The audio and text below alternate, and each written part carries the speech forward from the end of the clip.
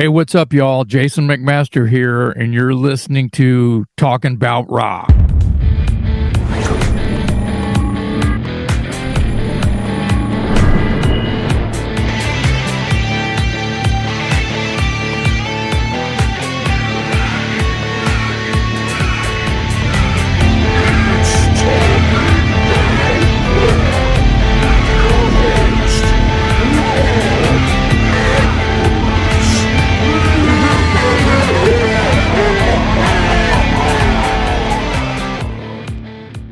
All right, today's guest is known for fronting the progressive metal pioneers Watchtower, as well as the hard rock band Dangerous Toys.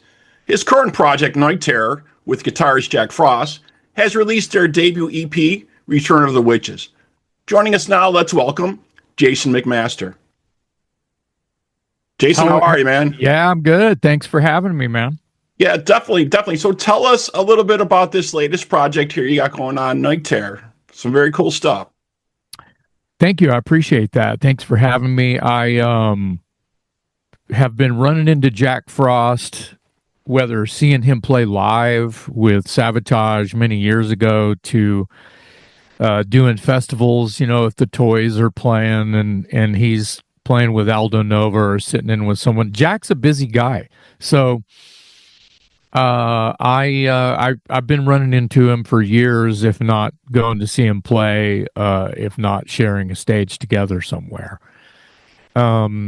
His project that's called Seven Witches has been around for a long time now, and he's got a few records out. On the first one, my friend James Rivera sang on, and it was very impressive, and I love that kind of power metal, so... ironically, then, I believe his second or third one, my buddy Alan Tecchio, who replaced me in Watchtower when I jumped to the Dangerous Toys, he sang with Seven Witches as well. So I've got all my friends singing in Seven Witches and working with Jack. I was not expecting it, you know, hey, Jack, what am I, chopped liver? You know, it wasn't, Right. It wasn't one of those. It was Right. just... You know, eventually Jack just turned to me and he was like, well, you're up, you know, and I was like, awesome, you know, but like I said, I wasn't waiting for that to happen. It's just an interesting group of friends, so to speak. And so a couple of years ago, he starts sending me tunes all the while thinking that it's going to be another Seven Witches, in addition to the footprint and the legacy of Seven Witches. And that's fine. So he starts sending me songs and I start writing lyrics and cutting some vocal tracks and such. And it's going well. The songs are great. And somewhere in the middle of, you know, writing and recording and then sending him and his engineer rough mixes and or you know, vocal tracks, he calls me and says, I'm changing the name of the project to Night Terror. And I'm like, okay. And I didn't really ask him why. I just asked him if he thought it was, you know, what about all of the legacy you have, you know, with Seven Witches? I mean, everybody knows what and who and how and... Right, that name's already out there, right? Yeah, exactly. And for some reason, he felt strongly about, you know, changing it up a little bit, and that's fine. And I said, okay, well, what are you going to call it? He says, Night Terror. And I said, in my head, I said, I may have sort of chuckled out loud because I had just sent him and he had already approved and, you know, fell in love with the song that I wrote for him called Terrors in the Night. And then he calls me and tells me he's changing the name of the... I'm like, okay, that's interesting. Right. That's cool. I'm glad I'm an influence. Right. You know? And I said, well, he goes up, I'm going to call, I need to call, you know, I said, you're going to lose a lot of footprint if you just go it's not Seven Witches anymore. It's this other thing, Night Terror. Some people might be expecting or have, pre-notion, right? Right, exactly. And he goes, "Oh, well, the title of the record, I'll just tie it in with, Seven Witches somehow." I said, "Well, do you have a title?" And I'm just trying to squeeze him for information. Right. So, I'm slightly shocked. Right. But, It's like, where are you going with this, man? Right. Yeah, man. Yeah. And, just like anybody I feel would, it's Jack's thing. And I care. Maybe I care too much. I've been accused of that. But anyway, and he goes, "Oh, I'll just tie it in." I'll go, "Well, do you have a title yet? I want to write this stuff down and not be surprised tomorrow, Right. He goes, "Oh, I don't know." I go, "Well, make sure you have the word witches in it, right?" And like I'm just spitballing. I say, something like Return of the Witches. He goes, "Boom, that's it. All right, see you later. Bye." Click. Got you again. Yeah. And I'm embellishing the conversation. There was friendly laughing and chuckling and are you sure kind of stuff. So that's how the name change, and that's where it comes from. And Terrors in the Night is one of my favorite songs on the record, and so I'm glad that he liked it that much, right? Yeah, definitely. Tears in the Night is great. I really like Dying Days too. The opening track on there is very cool. That definitely. I believe was the second. Dying Days was maybe the second tune that I wrote for the record. He's sending me, just to give a window, he's sending me rough mixes of, obviously songs without any, he's basically, do whatever you want. The song is yours now, and so these are just, guitars, bass, and drums. Right. So he's not giving me titles, actually the rough mixes were titled, they were working titles, of course. They were 7W1, 7W2, 7W3, 7W, Seven Witches. Right. Right. Not NT1, NT2. Right. So anyway, Dying Days is also some very interesting or useless, you pick, information that about Dying Days is it's the only song that I felt, and this doesn't happen very often with me, so I collaborate with a lot of folks, so right. This was one that I felt strongly about. The arrangement needed an edit, and and that is, I don't even remember what parts I cut up or extended or, rewrote the intro or the outro or whatever it was. Most of the time it's like, this verse needs to be longer. This bridge I feel is really in the wrong place. I feel like the solo should happen here. These are all just possible reasons why I felt strongly it needed an edit. The vocal wasn't flowing as well. It was like I would get through a verse and a chorus, and then there was a verse and then no chorus. It was one of those things. Once again, I don't recall, but right. It was probably something that was a little off-putting to my flow. Right. Yeah. And that does, like I said, rarely happens. That's happened on one Cassius King song, and I made 2 records with Cassius King. It happens with Igniter on the last Igniter record, Horns and Hammers. There was one song, same thing. The arrangement, the song map was a little sketch. Yeah, but I totally agree with you on that. I mean, there's some good songs out there, but if you don't have that right flow and that right pattern in the song, it's really just not catchy, and it just doesn't really grab your attention, right? Well, a lot of it, you're not wrong, but a lot of it has to do with a personal thing with the romance that I'm having with the song, the relationship that I'm having with the song. If I press play, if I go back to A, or ground zero, and I press play on a song that I'm in charge of singing and writing the lyrics and melodies and blah blah, and it's not jiving with me, it's not, I'll just move on. I'll just go to the next track and listen to that one and see if that one's speaking to me. Right. Well, Dying Days was the second one, but not without me searching through all 5 original, whatever he had sent me at that time, to see what was on my plate that day, how juicy I was, intellectual property, third eye open, right? Right. What am I going to write about today? What melodies am I hearing here? And Dying Days was one of those where, I'm grooving and I'm singing. Wait, what happened? And it really is about what the song is asking me to do.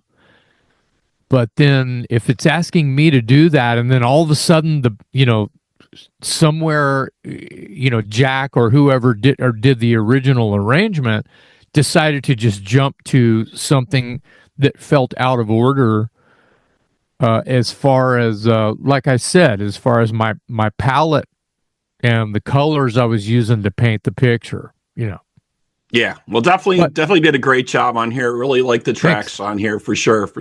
Yeah, so, that's more like Dying Days is more like what I call the butt rock track. Right, get you up and moving type of thing. It's still heavy, but it's kind of dance. Probably the danciest song on the record.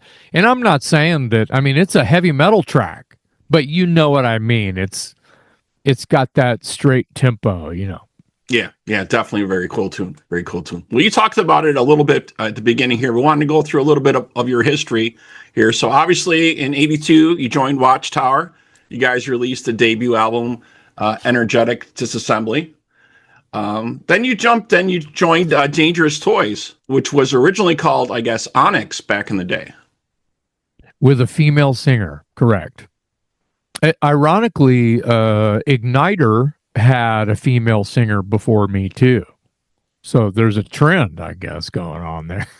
Yeah, I guess. And the debut album, Hellacious Acres, you guys achieved gold sales records with Columbia on that. Yep. Some very great stuff, Mm-hmm. But the original guitarist Tim Tremblay left Dangerous Toys even before the recording sessions even began for the debut album, I guess. Mm-hmm. Yeah, Tim, I owe a lot to, as far as like, he wrote the lyrics for Outlaw, he wrote the lyrics for Teasin' Pleasin', so he and there was a few other songs that he and I sort of pinned together and became a collaborative effort, because honestly, man, I was real new to writing lyrics, period, any kind of lyrics, because in Watchtower, and it's interesting, you just threw like 45 years of my career into like a minute. Right. Well, I just wanted to touch on that a little. I didn't know how deep you wanted to go. You went from 82 all the way to like now, well, not quite now, but at least 93. Yeah. And that was it. Jason, this is your life in a minute, in 60 seconds. It was like, man, that's fast. Well, there's a lot more stuff we can talk about here. Definitely. You guys contributed the song, Demon Bell, the Ballad of Horace Pinker, to the soundtrack for the Wes Craven movie Shocker, which was amazing too. Yeah, that song was originally called, ironically, Dangerous Toys. And like I said, I was still real new to writing lyrics. So, we had the band name before we had that song title. And I just thought it would be kind of cool to write something. I was, like I said, I was real new to the whole lyric writing thing. And you would think, I was in Watchtower almost a decade, but to be clear, that's my whole life before Dangerous Toys. I had this whole thing going for a long time.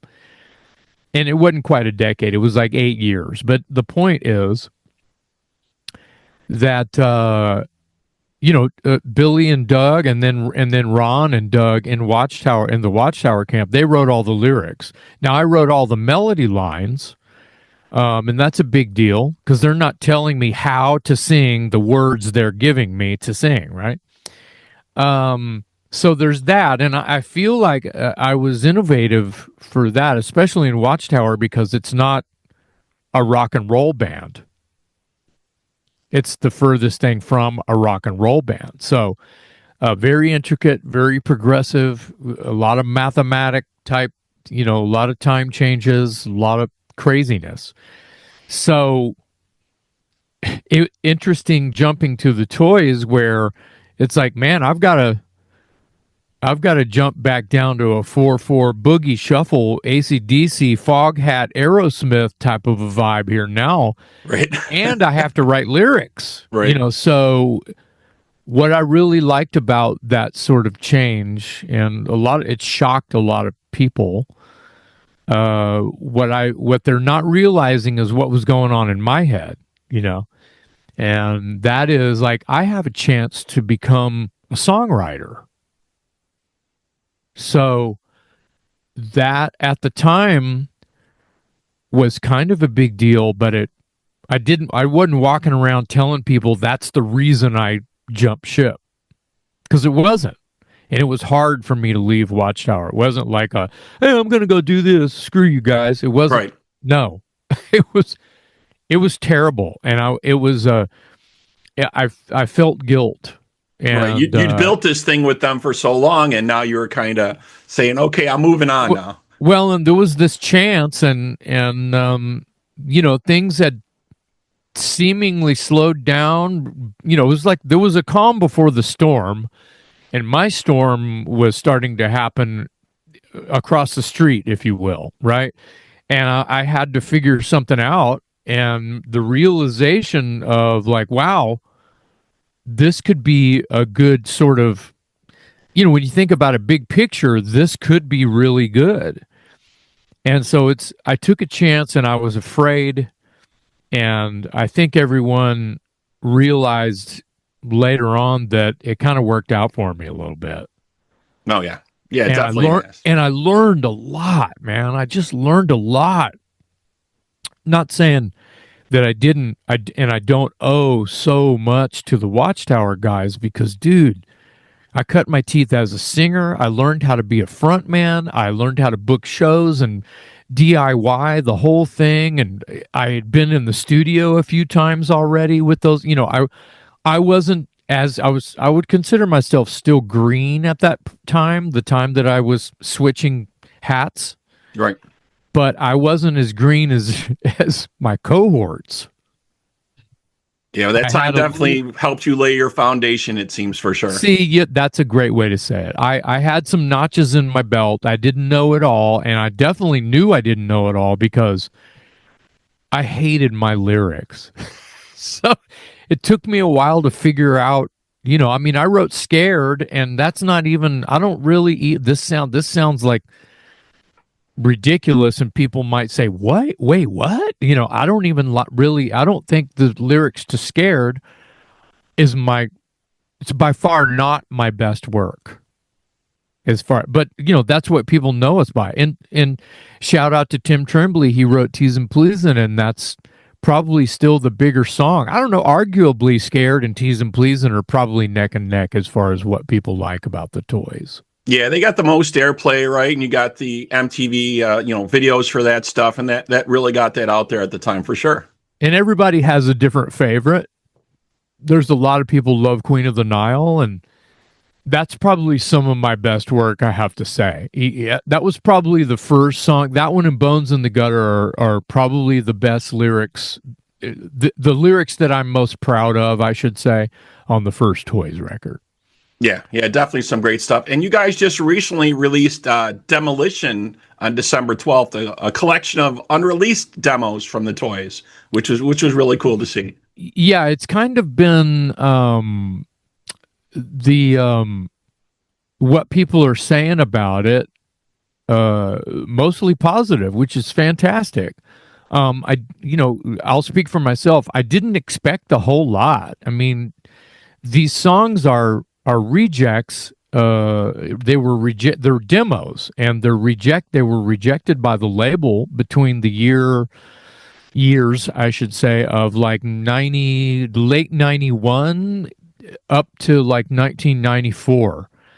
So it's really right at about a 2-year span. And we wrote a lot of songs, man, because we were fresh off the Operation Rock and Roll tour with Judas Priest, Alice Cooper, Motorhead, Metal Church. And it was time to make a record. And, you know, when you think about the climate in 91 and 92 for a band like Dangerous Toys, which is, like I said, this, like, I don't know, heavy metal rat with a bunch of ZZ Top and Aerosmith Spring fog hat. You know, it's like an angry version of Slow Ride. You know, I don't know. You know, I mean, that's kind of what we were doing. Right. And then the rest of the world is listening to stuff out of Seattle. And that's fine. That movement had to happen. It sort of cleaned the clock. I still say that I feel like, and I hate the term hair metal, but hair metal killed hair metal. Grunge did not kill hair metal because, you know, the sheep follow, you know, where they go where the grass is growing. They go where there's food. They don't care, right? So trends are trends for a reason. So we were going to keep writing rock and roll songs, even though, I mean, I still call Nirvana a rock band. They're a rock and roll band. I don't care what you say. And but people weren't used to that. They weren't used to the wardrobe or anti-wardrobe. And it's like, you know, they live in the swamp. You know, they're going to be different than cowboy boots and tight pants, you know. So yeah, definitely. A lot of artists have mentioned that lately, you know, that was kind of the thing. It was just overdone with hair metal. There was just too much. Everybody was ready for a change. We didn't know many. I'm sorry to interrupt. Too many labels signed too many terrible hair metal bands, and it just got oversaturated. And guess what? Grunge killed grunge too. Yeah, they did the same thing. All the labels, when that happened, I mean, the labels are the first one. They're the tastemakers. Yeah, now we need a grunge band on our label. Yeah, that's right. I need to sign 10. I need to sign 10 Nirvanas today. Right. It's the same thing happened. Yeah. So yeah. But eventually, everything comes around and goes around. You know, so all this music has come back, which is amazing. Some other stuff that you almost did, I wanted to talk about here briefly. You were tapped a couple times to possibly audition or join some other band. So in '86, Vinnie Paul called you to audition for Pantera. Yeah, and you said that correct. It was an offer to audition. You know, they wanted me to go up there to, you know, Arlington and just jam with them for a minute. And their dad called me. Mr. Abbott called me. And then a week later, it was Vince. And, yeah, they just, you know, I got to talk to Daryl about it at one point, and I was like, you know, that's an honor, and I'll never forget it, that you guys, you know, especially with your successes and unbelievable talent, you know, which they were poised to just be what they became, you know. Yeah, to take off with vulgar display of power. Yeah. With all of it, because, you know, Daryl was already a legend in Texas when he was like 15 or 16 years old. He was winning every shred guitar contest that any music store, guitar shop from here to Nashville would put on. And him and his dad would just cruise around, and he would sign up for all these guitar shred contests and win them all. And my friends were hearing about this kid, you know. So yeah, we knew stuff was going to happen for them eventually. Anyway, I turned it down because, you know, Billy White was leaving Watchtower, and I was courting Ron Jarzombeck to take Billy White's place in Watchtower. And I'm really glad that happened because Ron saved the band, right? And then me causing trouble by jumping ship, you know, just a short time later. You know, my buddies, first Mike Solis sat in with them, recorded some stuff, and then Alan Tecchio, as I mentioned earlier in the Night Terror stuff, he's you know, because he was in Seven Witches for a minute. he took, he took over, and those were both my suggestions. Obviously, I was championing Watchtower, and still am, and still fronting Watchtower in any capacity that I can. So, yeah, like I said, it was an honor, and when I talked to Daryl about it, I kind of put him on the spot. I was like, "Why me?" He goes, "Man, you had the biggest buzz there for a minute."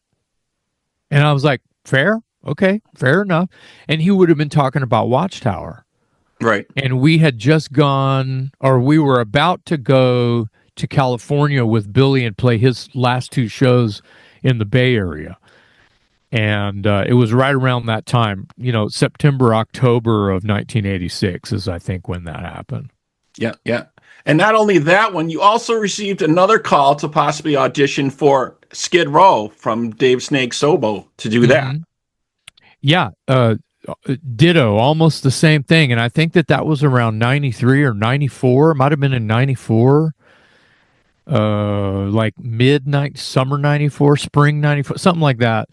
And same thing. He called me and he said, "Hey, you want to check this out?" And I pretty much said the same thing. It's like, I'm trying to keep Dangerous Toys alive. We just made a new record, which would have been the Pissed album. We actually recorded that in March of 1994. So yeah, the timeline's not off that much. And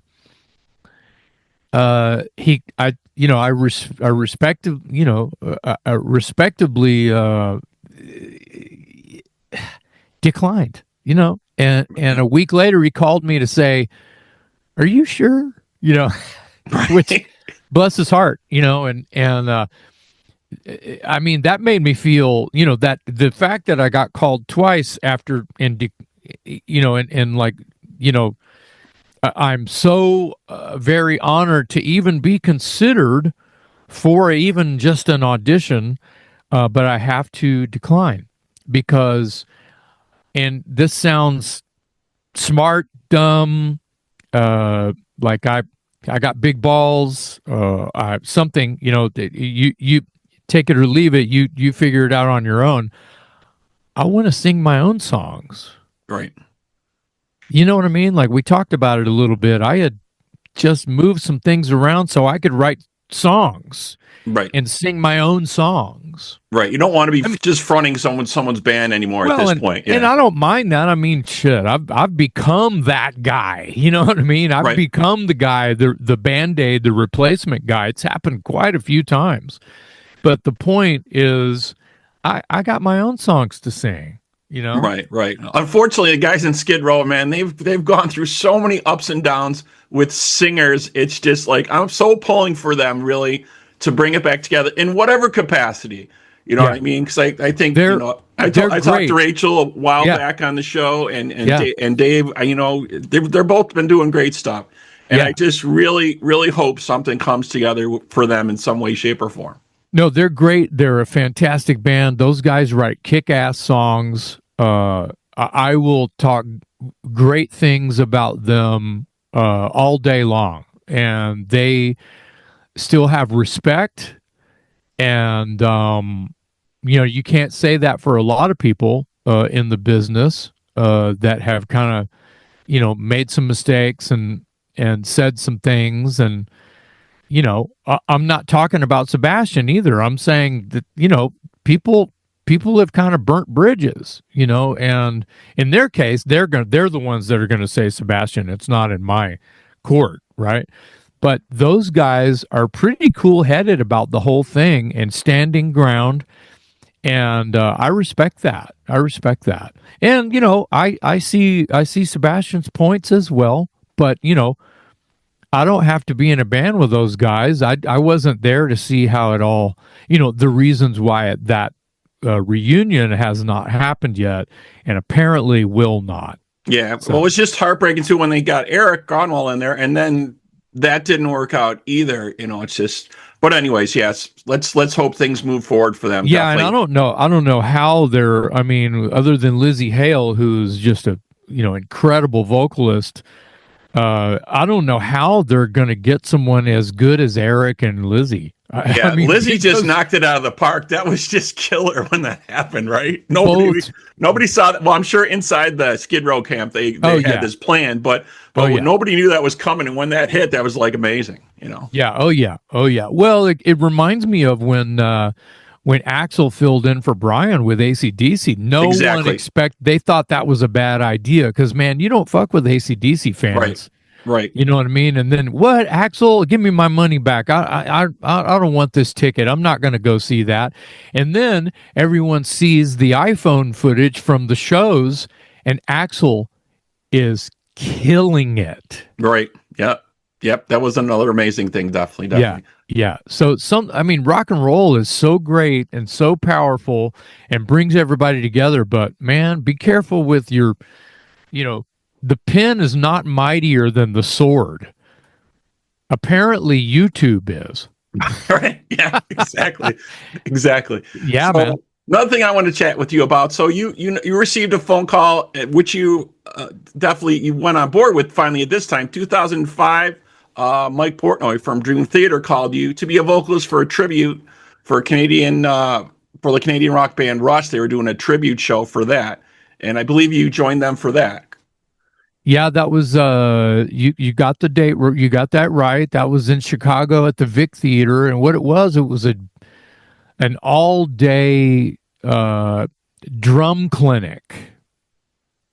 And there's a drum outlet in Chicago area called the Drum Pad. I think I'm saying that right. And they put on this all day event at the Vic Theater, and Terry Bozzio was there, and just, I mean, name a badass drummer, they were pretty much there. Charlie Benanti didn't perform, but he was there hanging out because he was living in that area. He might still live in that area now. Anyway, yeah, I mean, a little history. Portnoy, when the Dream Theater guys and he were at Berkeley, and their band was not called Dream Theater yet, it was called Majesty. Mike wrote Watchtower a fan letter, kind of, and sent us some demos, Majesty cassette demos. This would have been in like 1986, I guess. And yeah, crazy, man. I listened to that stuff. I was like, all right, it's not exactly like Watchtower, but Right. they were fans of what Watchtower was doing. Just crazy math metal, Yeah. Yeah. Definitely. And so, I've been friendly with Portnoy that long, like forever, 4 decades. So, when he was putting a Rush tribute, the drum pad thing invited Mike to perform, and the legend goes, they said, Mike, you can do whatever you want. You can just play a solo, you can do a Q&A, whatever you want. He goes, I want to do a Rush tribute. So he called me to be the singer, and it was Paul Gilbert on guitar and Sean Malone on bass and myself on vocals, and we had a blast. He knew that I could do the Geddy Lee because that's Watchtower is just pissed off Rush. So Right. Yeah. Definitely a great lineup for that. So you talked about this a little bit earlier, and we'll finish up. You've worked and collaborated with a lot of folks, like we're saying, Carmen Appice, George Lynch, and I think Skid Row. What can you tell us about some of those experiences? Well, I don't recall. I think you might be talking, and I'm sorry to throw questions back at you to answer a question. Skid Row, do you mean Snake and I being on an Ace Frehley tribute album? Yeah. Oh, okay, right. Okay, that kind of stuff. I've had George Lynch on my podcast, but I've never met George Lynch. If I was put on a song with him, I didn't even realize he was the guitar player. So there's a lot of those sort of tribute album things where I don't even know who is in the band. They'll just send me a track and I'll cut the vocal and they send me a check, Right. And I'm glad to do it. Especially if I like the song that they're asking me to sing on, But that's how that goes. More of the filling in type of a thing or tribute or whatever has happened by way of singers losing their voice on the road. And I sat in with Armored Saint twice. That's probably about 8 or 9 shows, 2 different times. The first time supporting Wasp, and the second time supporting Queensryche. And then the first one I did like that, and these are just in recent years. It's been 3 years ago now, but it was with Accept. And it was the Eastern Seaboard, and I did 4 shows with Accept. And that was kind of mind-blowing and sort of, kind of an I'm not worthy moment. But I love both of those bands, and I would do anything to help them out. Anything they would want me to do, I would do it. And it was kind of like that. I'm such a fan of both of those bands. When I go to the concert and there's somebody else singing, as a fan, I'm probably going to be a little bit upset. So I had a little bit of that imposter syndrome going on because I'm such a fan, and I've got to just take that out of my head. Right. Yeah, I think that happens definitely. That's a good point you bring up. That happens with so many different bands. If they need to get somebody to sit in, if there's some type of issues or medical issues, or even when they replace someone outright, you know, and they take them out, it's so hard for fans to see that, right? And to hear that, because that person is the face and the voice of that band. Yeah, well, we just talked about it a little while ago, and it's on a much bigger level, but Axl replacing Brian for a minute. Right. Isn't that a mind blower? It's the same thing. Yeah, exactly. But that was amazing that time. Very, very cool. Well, you got so much stuff going on, man. We really appreciate you taking some time and speaking with us today. Yeah, man, my pleasure. Thanks for having me. All right. So that wraps up this episode of Talking About Rock, and you guys can check out the new Night Terror debut EP. Return of the Witches is out now from Deko Entertainment. All right. So thank you to our guest today, Jason McMaster. And to all our folks out there, we hope you're keeping the torch alive and supporting live music wherever you are. Jason, again, thanks, man. Yeah, my pleasure. Have a great day.